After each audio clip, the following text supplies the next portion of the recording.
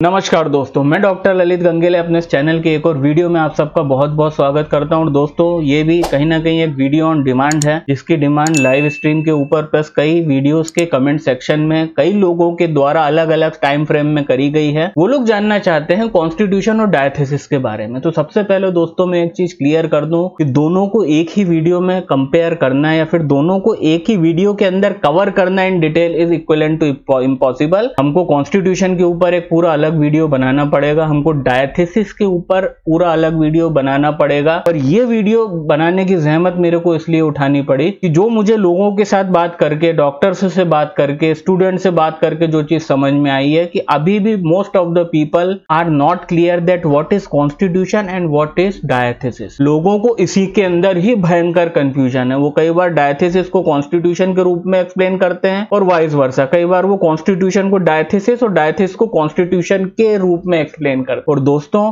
To be a very good practitioner, बहुत अच्छी practice के लिए, बहुत अच्छा क्लिनिकल मतलब अप्रोच के लिए आपको कॉन्स्टिट्यूशन और डायथेसिस दोनों के बारे में बिल्कुल क्लियर होना पड़ेगा। And this video is only about that. इस वीडियो में मैं आपको कॉन्स्टिट्यूशन और डायथेसिस को बिल्कुल क्लियर करके एक्सप्लेन करूंगा कि what is the constitution, what is the diathesis and what is the difference between them. ठीक है ना दोस्तों? तो चलिए वीडियो को शुरू करते हैं। अब जैसा कि नाम से प्रतीत हो रहा है कि कॉन्स्टिट्यूशन मतलब मेकअप ऑफ द बॉडी। हम कॉन्स्टिट्यूशन के अंदर शरीर के सिर्फ मेकअप की बात करते हैं कि मेकअप या फिर what is the build of the body. और कहीं ना कहीं एक मोटे तौर पे, एक ब्रॉड टर्म के अंदर आप ये भी समझ सकते हैं कि कॉन्स्टिट्यूशन सिर्फ शरीर के दिखने को लेकर के बात हो रही है। कि देखिए, अगर एक शरीर कोई स्पेसिफिक शेप और साइज में है, मतलब अपन जैसे मेडिसिन के कॉन्स्टिट्यूशन की बात करते हैं, हम बोलते हैं फास्फोरस का पेशेंट टॉल होता है, स्लेंडर होता है, गोरा होता है, खूबसूरत होता है। हम बोलते हैं बेलाडोना की जो लेडी होती है वो प्लेथोरिक होती है, एकदम लाल होती है, खूबसूरत होती है,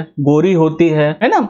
उसके अलावा हम अगर नेट्रम्यूर के कॉन्स्टिट्यूशन की बात करते हैं तो कॉन्स्टिट्यूशन ऑफ नेट्रम्यूर दुबला पतला पेशेंट, ऐसा पेशेंट जिसके शरीर में खाना नहीं लग रहा, हम ये बात करते हैं। अगर हम आयोडम के कॉन्स्टिट्यूशन की बात करते हैं तो वो नेट्रम्यूर से भी ज्यादा दुबला होता है, वो बहुत ज्यादा दुबला है। अगर हम कल्केरिया कार्प के कॉन्स्टिट्यूशन की बात करते हैं तो कल्केरिया कार्प का कॉन्स्टिट्यूशन के पेशेंट को हम फैटी, फ्लेबी, थुलथुला बोलते हैं। तो सबसे पहले एक चीज समझिए कि ये जो है ना, ये सिर्फ एक स्पेसिफिक मेडिसिन की बॉडी बिल्ट की बात हो रही है कि वो मेडिसिन का पेशेंट, उस मेडिसिन के अंदर क्या लिखा है उस पेशेंट के बारे में। ठीक है ना? आप सबसे पहले ये चीज समझिए, दिस इज नॉट कॉन्स्टिट्यूशन, है ना। ये कॉन्स्टिट्यूशन नहीं है, ये फिजिकल बिल्ड या फिजिकल मेकअप है उन पेशेंट्स का जो स्पेसिफिक मेडिसिन में लिखे हैं, या फिर उस मेडिसिन की स्पेशल एफिनिटी होती है ऐसे बिल्ट के लोगों के लिए, क्योंकि जब उसकी प्रूविंग हुई तो वो उनके अंदर ही ज्यादा अच्छे लक्षण आए। तो कॉन्स्टिट्यूशन का मतलब होता है बॉडी बिल्ड या फिर मेकअप ऑफ द बॉडी या फिर कंपोजिशन ऑफ द बॉडी, कि बॉडी कैसी बनी है, कैसी किस फॉर्म का बॉडी है। तो वो सिर्फ उसकी बात जब करेंगे तो हम कॉन्स्टिट्यूशन की बात कर रहे हैं। अब कॉन्स्टिट्यूशन के अंदर बेसिकली हम फॉन ग्रावागल्स के कॉन्स्टिट्यूशन को मेन वेटेज देते हैं और उन्हीं को पढ़ते हैं। तो ग्रावागल ने बेसिकली 3 कॉन्स्टिट्यूशन बताए, जैसे कि एक उनने बताया हाइड्रोजिनॉइड कॉन्स्टिट्यूशन। तो जो हाइड्रोजिनाइड कॉन्स्टिट्यूशन है, वो हाइड्रोजिनाइड कॉन्स्टिट्यूशन टेक्निकली साइकोटिक माइज्म का पेशेंट है। तो जो फॉन ग्रावागल का जो हाइड्रोजिनाइड कॉन्स्टिट्यूशन है वो होता है साइकोटिक पेशेंट। अब हाइड्रोजिनाइड नाम से पता चल रहा है कि इसका मेकअप कैसा है इस बंदे का। इसका मेकअप है कि इसकी बॉडी के अंदर जल की अधिकता है, इसकी बॉडी के अंदर वाटर लेवल ज्यादा है। तो हाइड्रोजिनाइड होने के कारण और साइकोटिक पेशेंट बन गया। साइकोटिक पेशेंट की दिक्कत क्या होती है कि जो पानी वाला मौसम होता है, ह्यूमिडिटी वाला, डैम्प कोल्ड वेदर के अंदर इनके सिम्टम्स प्रेसिपिटेट होते हैं। तो ये हाइड्रोजिनाइड कॉन्स्टिट्यूशन। तो ये देखिए, यहां पे सिर्फ कॉन्स्टिट्यूशन की बात हो रही है कि भाई हाइड्रोजिनाइड कॉन्स्टिट्यूशन क्या होता है, ऐसा पेशेंट जिसकी शरीर के अंदर जल की अधिकता है। वहीं ऑक्सीजनाइड कॉन्स्टिट्यूशन मतलब इस पेशेंट की बॉडी के अंदर ऑक्सीजन की अधिकता है, और यह होता है सिफिलिटिक माइज्म टेक्निकली। मतलब ग्रावागल ने सिफिलिटिक माइज्म को ऑक्सीजनाइड कॉन्स्टिट्यूशन के रूप में बताया है। वो क्यों?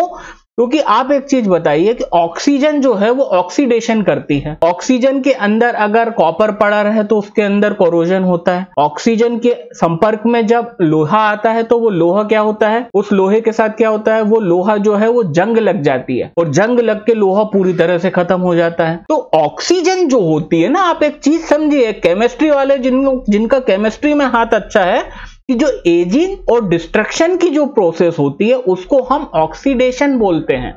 ऑक्सीडेशन ही वो एक प्रोसेस है जिससे हम बूढ़े होते हैं। ऑक्सीडेशन ही वो प्रोसेस है जिससे हमारे सेल्स बूढ़े होते हैं। अगर कहीं पे अब सिफिलिटिक माइजम को रिलेट करा है ग्रावागल ने किससे, ऑक्सीजनेट कॉन्स्टिट्यूशन से। तो ग्रावागल का मानना है कि जैसे कि सिफिलिटिक माइजम के अंदर हमको डिस्ट्रक्टिव टेंडेंसी दिखती है ना, वो डिस्ट्रक्टिव मैकेनिज्म्स चलते हैं कि बोन में नेक्रोसिस हो जाएगी, कैरीज हो जाएगी, अल्सरेशन हो जाएगा, एप्थे हो जाएगा, है ना, और गैंग्रीन बन जाएगी। ये सब क्या है, ये सब सिफिलिटिक कैरेक्टर्स है, क्योंकि सिफिलिटिक डिजीज के अंदर डिस्ट्रक्शन होता है। तो ग्रावागल का ये कहना है कि भाई वो डिस्ट्रक्शन के पीछे बेसिकली एक्सेसिव ऑक्सीजनेशन है, ऑक्सीडेशन है, क्योंकि ऑक्सीजनेट कॉन्स्टिट्यूशन की बॉडी के अंदर ऑक्सीजन के लेवल की अधिकता होती है ऑन द मॉलिक्यूलर लेवल, और ये जो ऑक्सीजन का लेवल होता है मॉलिक्यूलर लेवल पे, इस बंदे की बॉडी के अंदर डिस्ट्रक्शन पैदा करता है। तो यहां पे सिर्फ बात हो रही है कॉन्स्टिट्यूशन की, ऑक्सीजनाइट की। तो ऑक्सीजनाइट पेशेंट का बॉडी का मेकअप कैसा होता है ऑक्सीजनाइट कॉन्स्टिट्यूशन का, कि भाई उसके अंदर मॉलिक्यूलर लेवल पे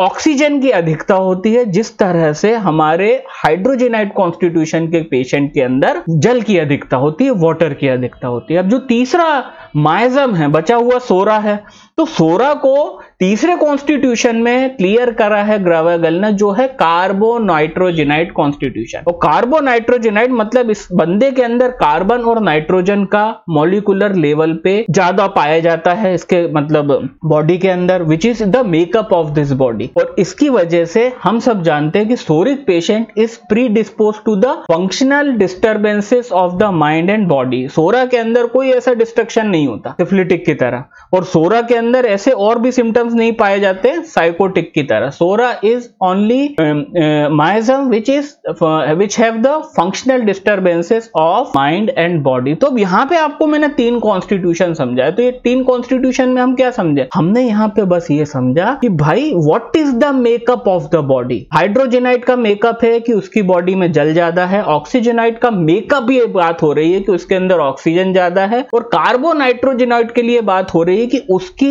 बॉडी के अंदर नाइट्रोजन और कार्बन का लेवल ज्यादा है। बस हम यहीं पे ही ये बात खत्म करते हैं। तो ये होता है कॉन्स्टिट्यूशन कि बना कैसा है शरीर, शरीर की बनावट में फिजिकली नहीं बात कर रहा, मैं मॉलिक्यूलर लेवल पे बात कर रहा हूं कि मॉलिक्यूलर लेवल पे शरीर किस तरह से बना है, what is the makeup, what is the composition of the body. तो ये बात हुई है कॉन्स्टिट्यूशन की। पर दोस्तों डायथिसिस बिल्कुल इसका अपोजिट, कि स्पेसिफिक मेकअप की बॉडी के अंदर किन डिजीजेस के लिए स्पेसिफिक प्री डिस्पोजिशन है, उस प्री डिस्पोजिशन को हम डायथिसिस कहते हैं। आप मेरी बात समझे कि मेकअप कैसा है ये हम समझते हैं कॉन्स्टिट्यूशन के हेडिंग में, कि what is the makeup of the body. अब जैसा कि हम जानते हैं कि सोरा का जो पेशेंट होता है, जिसको हम बोल दे कार्बोनाइट्रोजेनाइट कॉन्स्टिट्यूशन का, सोरा का पेशेंट एक स्पेसिफिक ग्रुप ऑफ डिजीज के लिए प्री डिस्पोज्ड है, जैसे कि skin disease, functional disturbances of mind, organs and body. उसी तरह से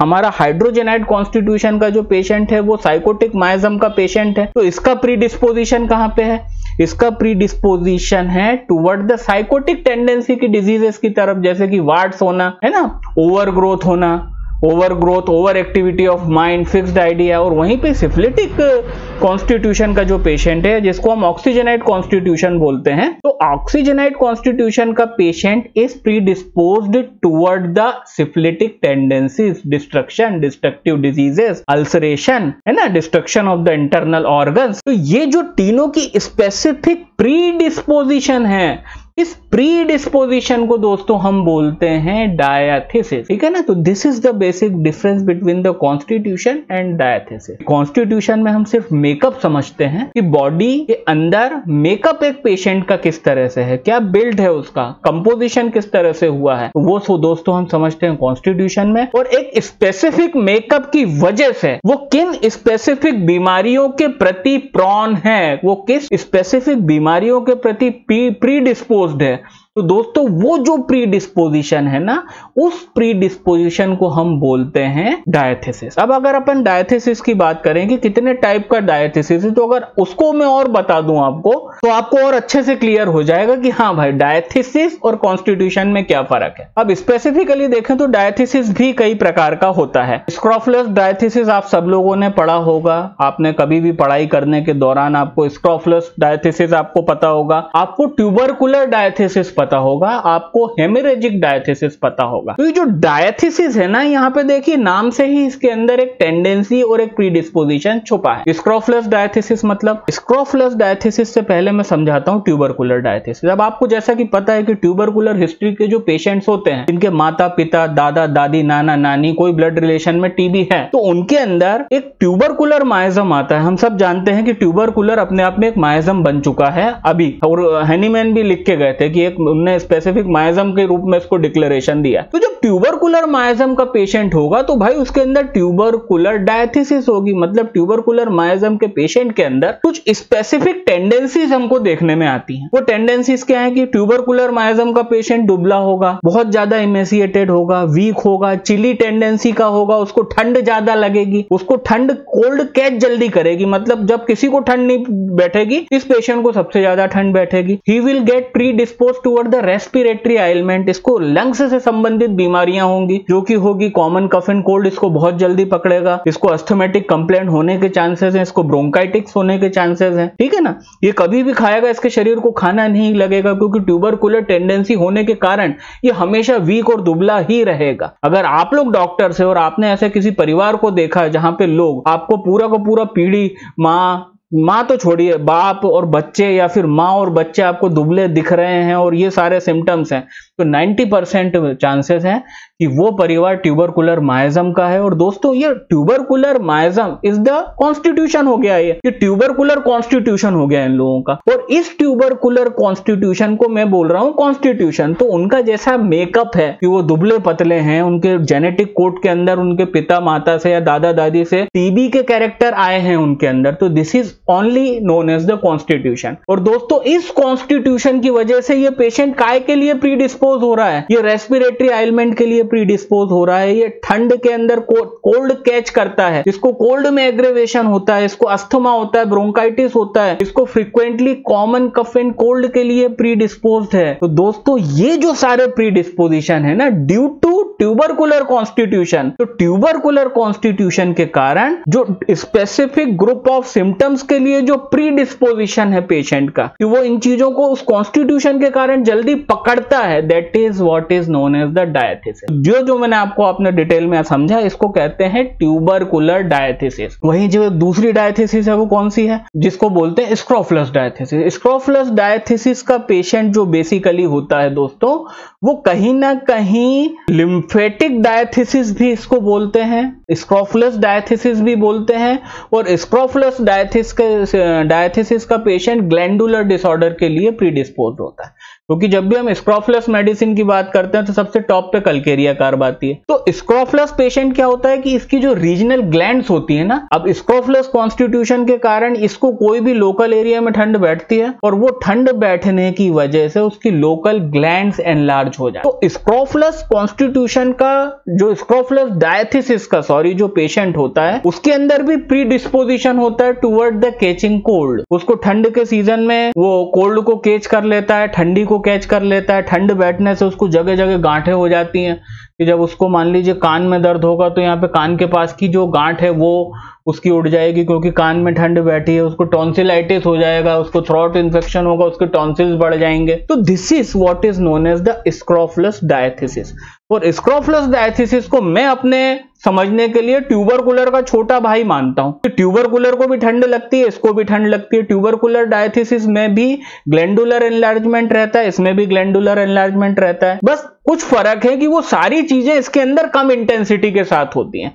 स्क्रोफुलस पेशेंट जरूरी नहीं दुबला हो, एक मोटे पेशेंट के अंदर भी आपको स्क्रोफुलस डायथिसिस देखने को मिलेगा। तो आप मेरी बात समझे ना, ये जो टेंडेंसी है toward the glandular enlargement, tendency toward the regional lymph node enlargement, tendency tendency toward the cold catching cold easily, इनको ठंड बहुत जल्दी लगती है, tendency toward the regional infection associated with the glandular enlargement, this is what is known as the scrofulous diet. तो ये मैंने यहाँ पे कोई मेकअप की बात नहीं की, यहाँ पे मैंने सिर्फ प्रीडिस्पोजिशंस की बात की कि भाई इस पेशेंट के अंदर ये प्रीडिस्पोजिशन होता है। And lastly the third most important diathesis is the haemorrhagic diathesis. तो हेमोरेजिक डायथेसिस के we have an number of medication. Haemorrhagic diathesis के ही लोग होते हैं जिनको हेमोरेजिक डिसऑर्डर के लिए प्रीडिस्पोज्ड होते हैं। उनका कॉन्स्टिट्यूशन कुछ भी हो सकता है, कोई भी कॉन्स्टिट्यूशन होगा, बट उनकी बॉडी की टेंडेंसी प्रीडिस्पोजिशन किस तरफ है, हेमोरेजिक की तरफ है। तो दोस्तों अब आप, मैं उम्मीद कर रहा हूं कि समझ गए हैं कि what is the basic difference between the diathesis and constitution. Constitution का मतलब होता है बॉडी का संगठन, बॉडी का मेकअप,